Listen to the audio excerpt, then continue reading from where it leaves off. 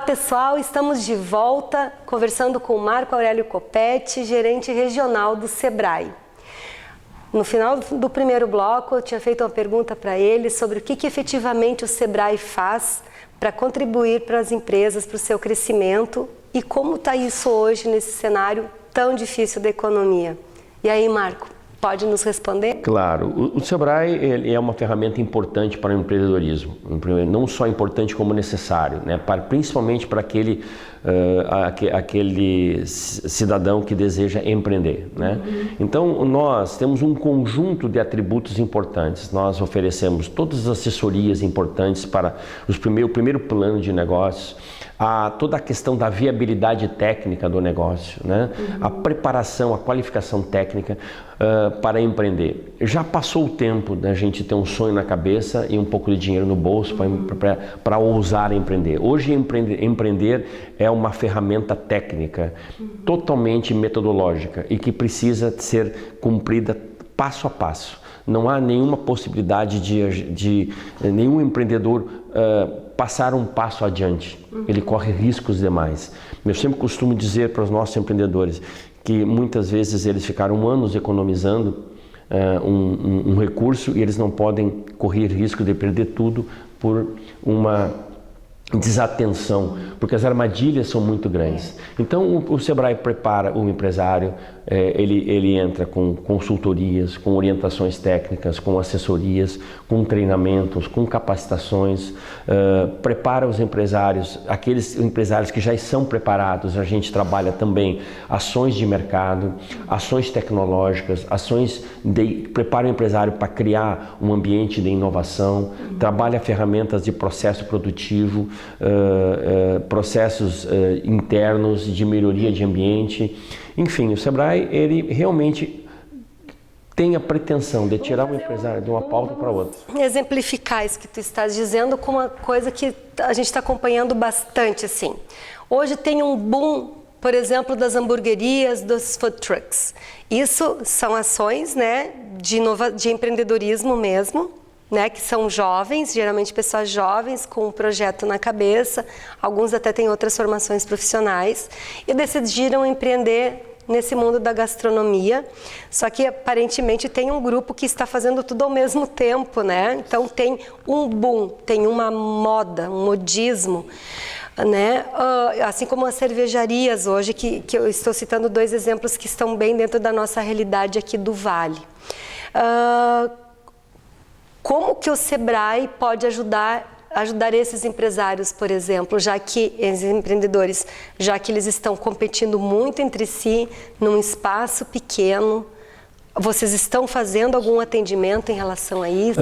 Essa questão do modismo empreendedor é muito forte no mundo contemporâneo, principalmente nos países emergentes como o Brasil, que ainda não definiram suas estratégias corporativas. Certo. Então, por exemplo, nós tivemos a onda das towners, tivemos a onda dos pet shops, tivemos a onda dos cabeleireiros e tal. Agora está tendo a onda aí, né, ao retorno, né, dos salões masculinos, enfim. Das barbershops. Exatamente. Então, o Sebrae enfrenta isso de forma muito tranquila, só que a gente prepara o empresário, ele tem que saber que existe uma base de competição muito forte naquele mercado. E aquele mercado tem um nível de tolerância, ele tem uma capacidade de aceitar um número importante de empresas. Mais do que aquilo, vai penalizar o empresário que entra. Então, fica muito claro que é uma lei, né, de mercado, uma lei natural de mercado. Vai sobreviver aquele que for mais inteligente, que for mais esperto,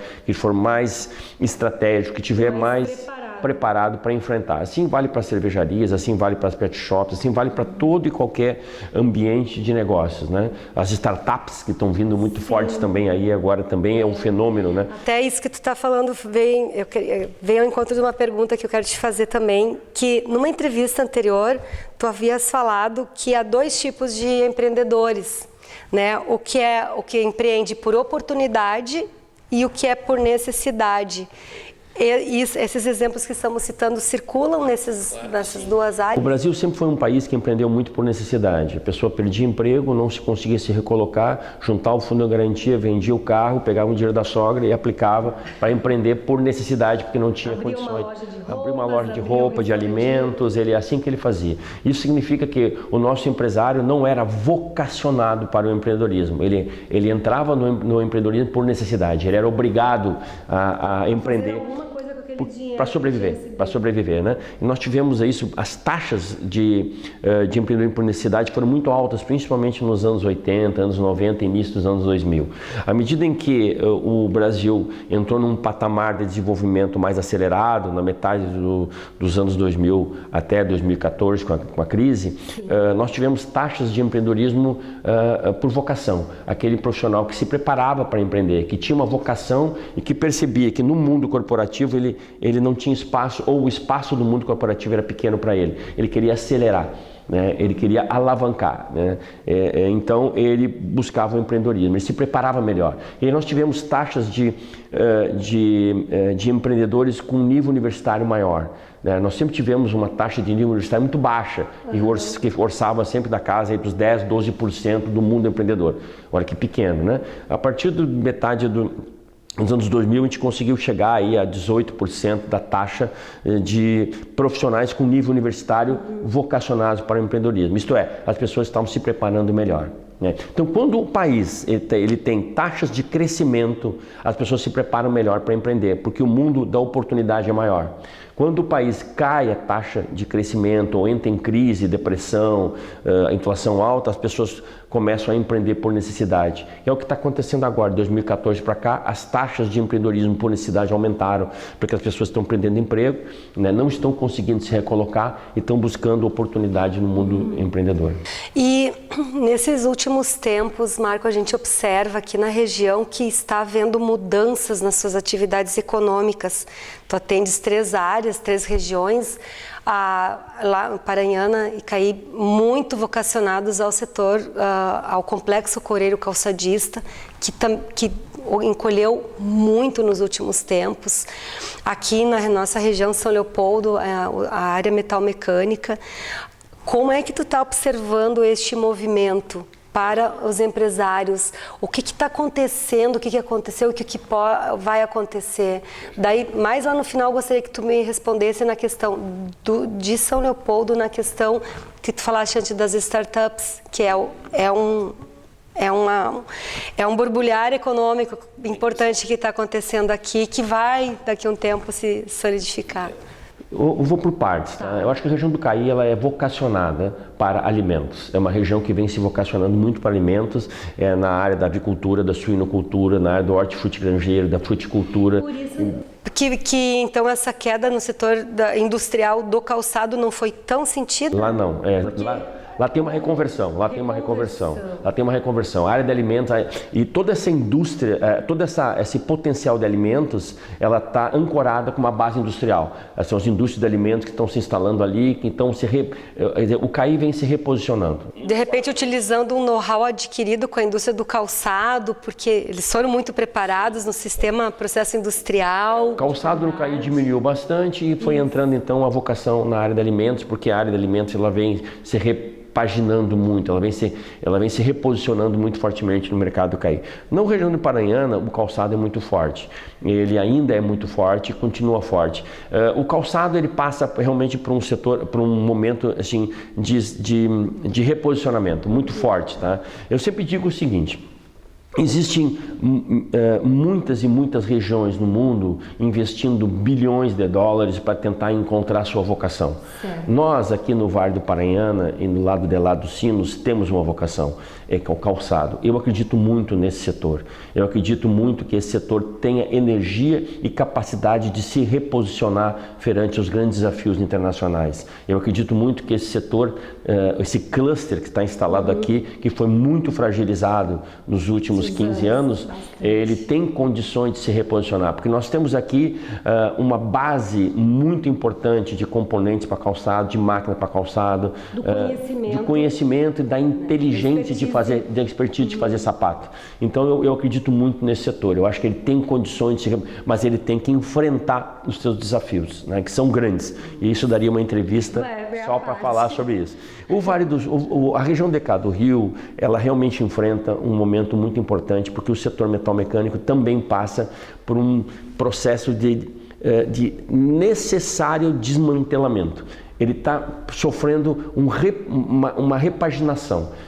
Existem áreas de desindustrialização muito forte no setor, principalmente a área de subcontratação industrial e na área de manutenção. Por quê? Porque está entrando, primeiro, porque o parque industrial está mudando, né? Está entrando muito a manufatura avançada e as empresas que faziam manutenção estão enfrentando dificuldade de se posicionar. Segundo, a parte de produção de peça, né, para essas grandes indústrias. Também está entrando muita coisa da Ásia, né? Porque o mercado da Ásia é muito forte, muito competitivo, e esse mercado metal mecânico é um mercado mundial, é um mercado totalmente aberto, né?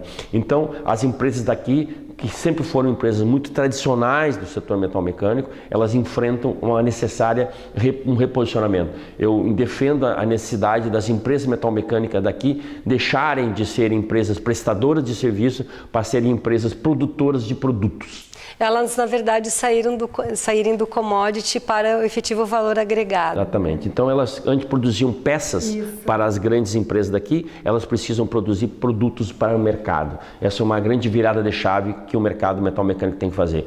E associando a isso, para fechar essa visão, o que acontece? Hoje a indústria, que sempre teve uma participação importante no PIB aqui da região, vem perdendo espaço para a área de serviços, né? Porque as pessoas, muitas não querem mais trabalhar na indústria, muita gente está saindo, a indústria de calçado ela está perdendo mão de obra, assim, as pessoas não querem mais colar sapato, querem cortar, isso é máquina que tem que fazer. Então a área de serviços ela vem ocupando um espaço importante, e aí entra todo um redimensionamento da área de serviços, por isso que entra muito modismo, muita, vamos para o flexor, vamos para isso, vamos para... E as pessoas estão buscando espaço dentro da área de serviço, porque é uma região colada à região metropolitana, e aí nós percebemos que a área de serviço vem crescendo a números vertiginosos nos últimos 10 anos. Sim, e para encerrarmos, qual tem sido o aconselhamento do Sebrae, né, para esta reconfiguração? Porque essa palavra é bastante forte, né? Esse desmantelamento necessário. O empresário precisa fazer leitura de cenário, ele precisa se antecipar à realidade dos fatos, ele precisa se preparar cada vez mais, ele precisa se ressignificar. O empresário hoje não tem o direito, né, de se acomodar. Ele tem que fazer leitura de cenário, ele tem que ser ousado, ele tem que inovar. Tem que criar condições para gerar a inteligência necessária para nós nos reposicionarmos do ponto de vista do empreendedorismo aqui na região. É isso que eu falo para todos os empresários, é chegar na hora, né, da gente sacudir a poeira, levantar a cabeça e vir entender o que está vindo lá na frente. E para fechar a questão das startups, aqui na região nós temos um fenômeno importante, que são as empresas de base tecnológica. A partir dos parques tecnológicos, Tecnocinos, né, e Tech Park da Fevale, nós estamos criando um ambiente inovador de base tecnológica muito interessante. O Sebrae tem todo um trabalho muito forte em cima disso, e eu acredito que aí vem um pouco do futuro na área de serviços. Certo. E só para fechar, assim, também está havendo uma mudança também de comando dessas indústrias aqui da região. São indústrias várias, são bem antigas, já está vindo a nova geração e também estão vindo novas empresas. Então eu acredito hoje que está havendo nós estamos num processo de mudança na parte do cérebro das empresas, né? Gestão, sim. Então, aliado a um cenário econômico novo. Isso, muito mais profissionais, muito mais voltados para a gestão de negócios mesmo, muito mais trazendo muito mais inteligência, muito mais tecnologia, muito mais inovação e realmente está abrindo espaço, né, para as novas cabeças, né, que se prepararam, principalmente dentro do ambiente de inovação, né, as universidades chegando agora à frente dessas empresas mais tradicionais, se preparando para os novos desafios. Com certeza a gente vai ter que marcar uma nova entrevista para a gente ampliar esse tema. Pessoal, nosso encontro termina aqui. Muito obrigada pela participação e até o próximo programa. Lembrando que Negócios e Companhia tem o apoio cultural da LX Decor. Obrigada!